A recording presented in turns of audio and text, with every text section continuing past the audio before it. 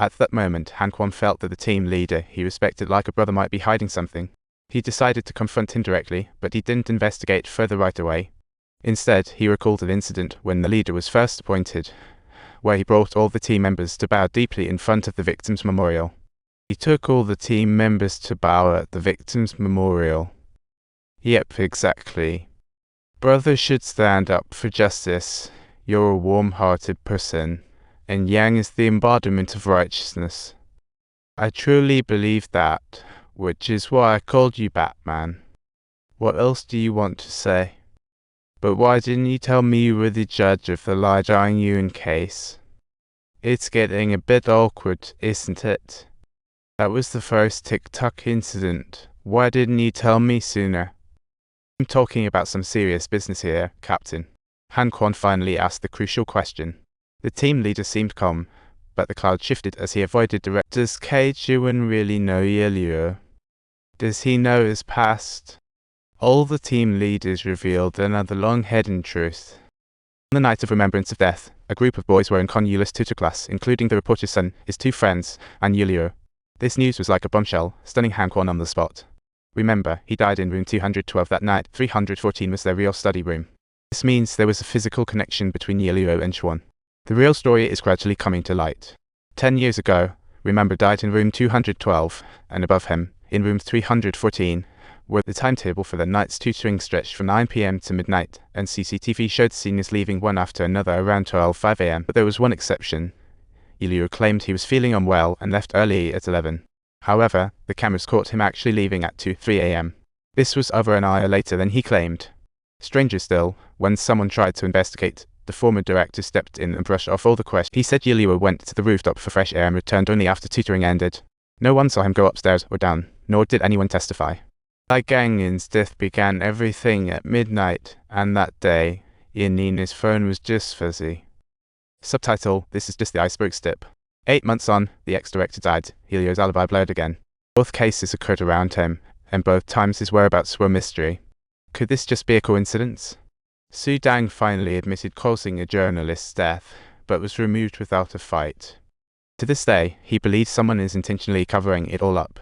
He began to sense that something rotten was lurking within the force as he returned to the tutoring center, recalling that night he had tried. Subtitle: 10 years ago, he attended extra classes with classmates. Downstairs was an eccentric, veiled journalist who once rose to fame. In a collapsing world of his own, the sickness loomed. Despite his anger, he repeatedly threatened to take everyone down with him. When he talked about them, he included the powerful neighbors, old friends, and even his unknown past. I won't be the only one dying in dragging all of you down to hell with me. This very scene happened to be seen by Ye Liu, or to put it another way, he witnessed the journalist's final frenzy with his own eyes. At that moment, he stood on the rooftop, watching someone walk through the apartment's entrance, not bothering to check who they were. Armed with the perfect execution of a puzzle killer, the crime unfolded flawlessly, leaving no trace of fingerprints or DNA, a true work of art.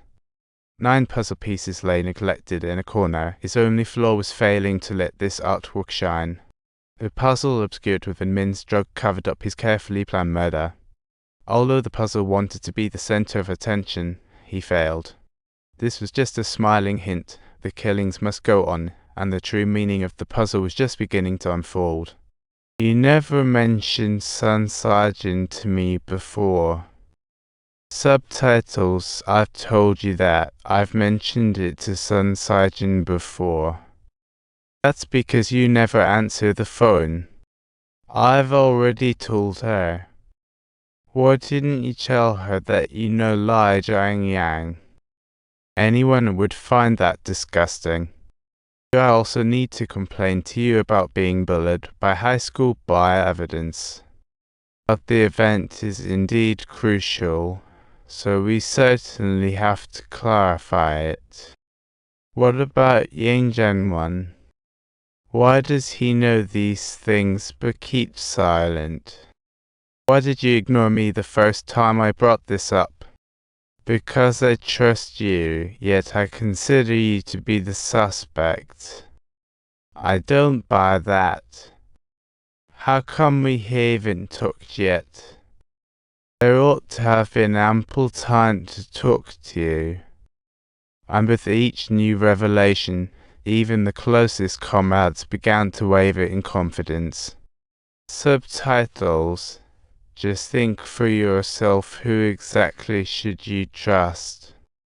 This line hit hard like a hammer. Ouch. What about you, Wu Shehen?